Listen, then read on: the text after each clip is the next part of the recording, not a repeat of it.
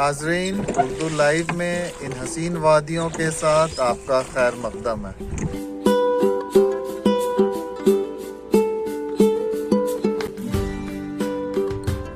مسکراؤ کہ بہار کے دن ہیں، گل کھلاؤ کہ بہار کے دن ہیں، یہ وادیاں یہ فضائیں بلا رہی ہیں تمہیں، خاموشیوں کی صدا بلا رہی ہیں تمہیں۔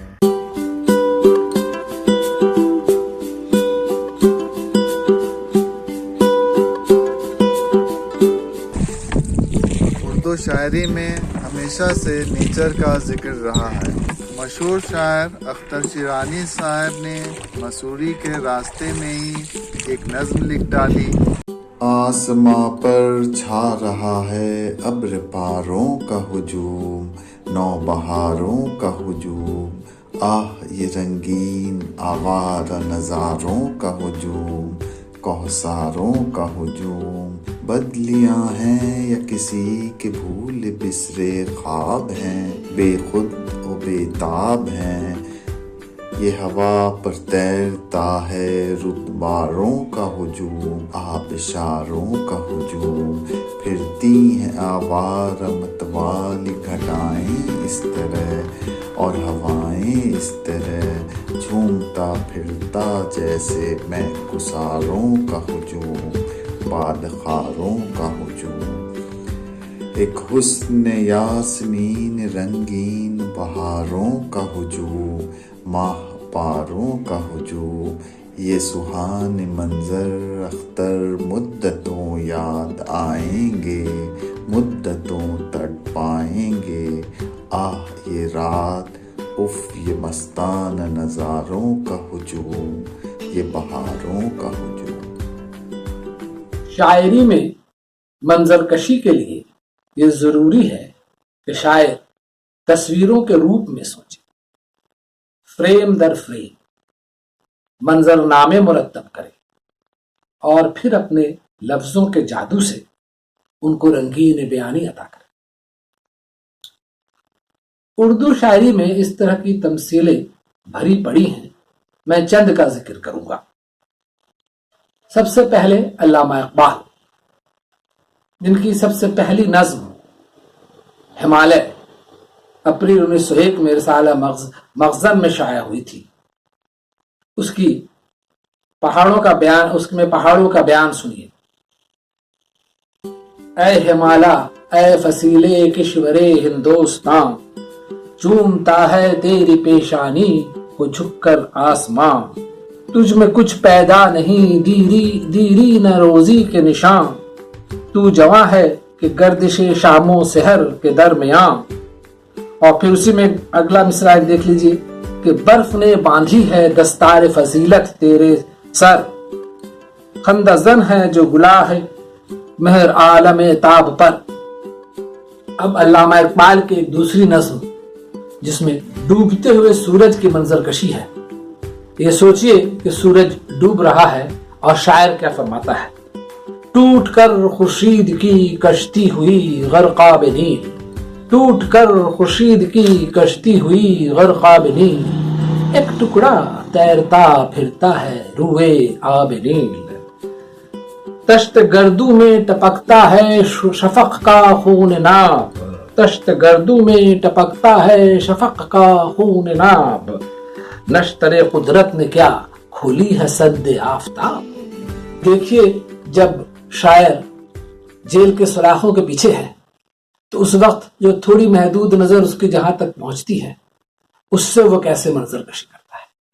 فیض احمد فیض صاحب، نظم زندہ کی ایک شام، جو منٹگمری جیل میں لکھی تھی، میرے خیال سے انہوں نے، کہ شام کے پیچو ہم ستاروں سے زینہ زینہ اتر رہی ہے رات، شام کے پیچو ہم ستاروں سے زینہ زینہ اتر رہی ہے رات، یوں صبا پاس سے گزرتی ہے جیسے کہہ دی کسی نے پیار کی بات، صحن زنداں کے بے وطن اشجار، صحن زنداں کے بے وطن اشجار، سر نگوں محو ہیں بنانے میں دامن آسمان پہ نقش و نگار۔ اب یہی شاعر جب آزاد فضاؤں میں سانس لیتا ہے تو وہ کیسے منظر کشی کرتا ہے۔ فیض احمد فیض صاحب کی ایک اور نظم منظر، اس کے شروع کے چند اشعار۔ آسماں آج ایک بحر پرشور ہے، جس میں ہر سو رواں بادلوں کے جہاز، ان کے عرشے پہ کرنوں کا مستول ہے، بادبانوں کی پہنے ہوئے فرغلیں، نیل میں گنبدوں کے جزیرے کئی، ایک بازی میں مصروف ہے ہر کوئی، ابابیل کوئی نہاتی ہوئی، کوئی چیل غوطے میں جاتی ہوئی۔ او دیس سے آنے والی بتا، کیا اب بھی وہاں کے باغوں میں مستانہ ہوائیں آتی ہیں؟ کیا اب بھی وہاں کے پروت پر گھن گھور گھٹائیں چھاتی ہیں؟ کیا اب بھی وہاں کے برکھائیں ویسے ہی دلوں کو بھاتی ہیں؟ او دیس سے آنے والے بتا، او دیس سے آنے والے بتا، کیا اب بھی وطن میں ویسے ہی سرمست نظارے ہوتے ہیں؟ کیا اب بھی سہانی راتوں کو وہ چاند ستارے ہوتے ہیں؟ ہم کھیل جو کھیلا کرتے تھے، کیا اب بھی وہ سارے ہوتے ہیں؟ او دیس سے آنے والے بتا، او دیس سے آنے والے بتا، کیا اب بھی شفق کے سایوں میں دن رات کے دامن ملتے ہیں؟ کیا اب بھی چمن میں ویسے ہی خوش رنگ شگوفے کھلتے ہیں؟ برساتی ہوا کی لہروں سے بھیگے ہوئے پودے ہلتے ہیں۔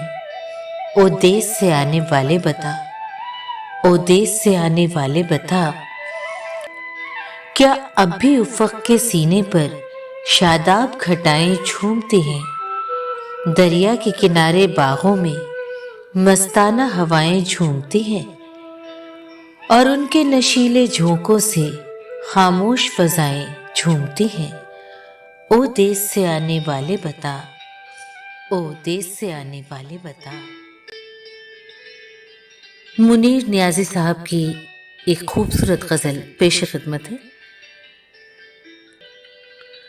چمن میں رنگے بہار اترا تو میں نے دیکھا، نظر سے دل کا غبار اترا تو میں نے دیکھا، گلی کے باہر تمام منظر بدل گئے تھے، جو سایہ کوئے یار اترا تو میں نے دیکھا، میں نیم شب آسماں کی وسعت کو دیکھتا تھا، زمیں پہ وہ حسن زار اترا تو میں نے دیکھا،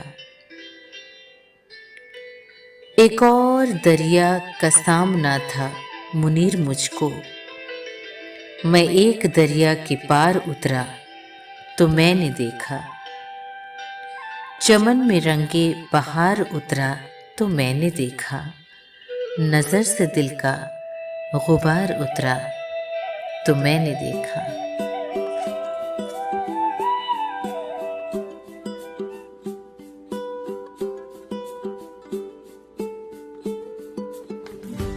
اب چلیے میں آپ کو لے چلتا ہوں زاہد جانی کے پاس۔ ان کے مشہور طویل نظم ہے پرچھائیاں، جو ان کے ایک مارکت العالم نظموں میں سمجھی جاتی ہے، ایک شاہکار سمجھی جاتی ہے۔ اس میں انہوں نے جو منظر کشی کی ہے، جو نقاشی کی ہے، وہ ایسا لگتا ہے جیسے شاعر کا قلم نہیں، ایک مصور کا وہ قلم ہے۔ نظم شروع اس طرح سے ہوتی ہے کہ جمارات کے سینے پہ دودھیاں چل، جمارات کے سینے پہ دودھیاں چل، مچل رہا ہے کسی خواب مرمرین کی طرح، ہنسی پھول ہنسی پتیاں ہنسی شاخیں لچک رہی ہیں کسی جسم نازنین کی طرح، فضا میں گھل سے گئے ہیں افق کے نرم خطوط، فضا میں گھل سے گئے ہیں افق کے نرم خطوط، زمیں ہنسی ہے خوابوں کی سرزمین کی طرح، تصورات کی پرچھائیاں ابھرتی ہیں، تصورات کی پرچھائیاں ابھرتی ہیں، کبھی گما کی صورت کبھی یقین کی طرح، वो पेड़ जिनके तले हम पनाह लेते थे, वो पेड़ जिनके तले हम पनाह लेते थे, खड़े हैं आज भी साकत किसी अमीन की तरह। ये साहिल लुधियानी ही की एक और नज्म जिसका उन्वान है एक मंजर, उसमें उन्होंने किस खुशअंदाजी से बड़े सहल आसान लफ्जों में एक मंजर कशी की है जो सुबह का वक्त है, और ये पूरी मंजर कशी एक जाती मुशाहदे पर मबनी है, इसीलिए इसमें बड़ी सच्चाई लगती है। बड़े सीधे साधे अल्फाज में फरमाते हैं कि उफक के दरीचों से किरणों ने झांका, उफक के दरीचों से किरणों ने झांका, फिजा तन गई रास्ते मुस्कुराए, सिमटने लगी नर्म कोहरे की चादर, सिमटने लगी नर्म कोहरे की चादर, जवां शाखसारों ने घूंघट उठाए, परिंदों के आवाज से खेत चौंके, पुरसरार लय में रहट गुनगुनाए, हसीन शबनमालूद पगडंडियों से लिपटने लगे सब्ज पेड़ों के साए।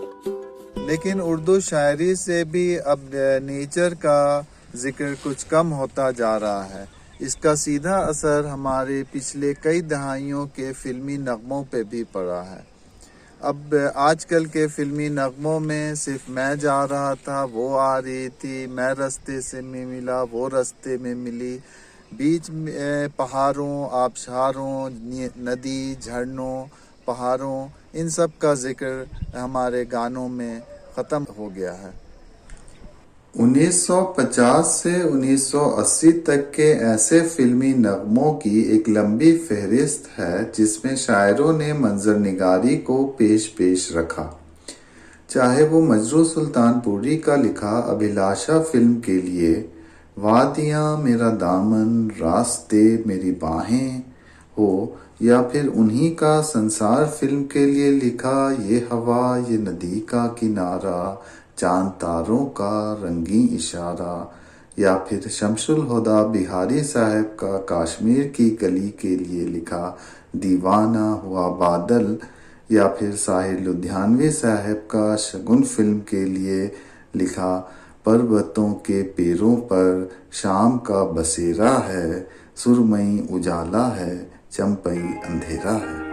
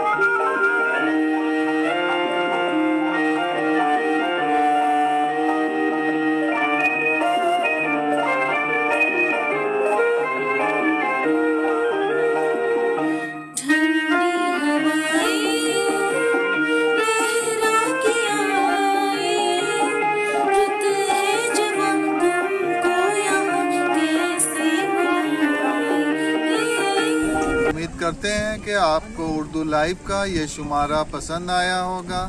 اگلے ہفتے پھر آپ سے ملاقات ہوگی. خدا حافظ.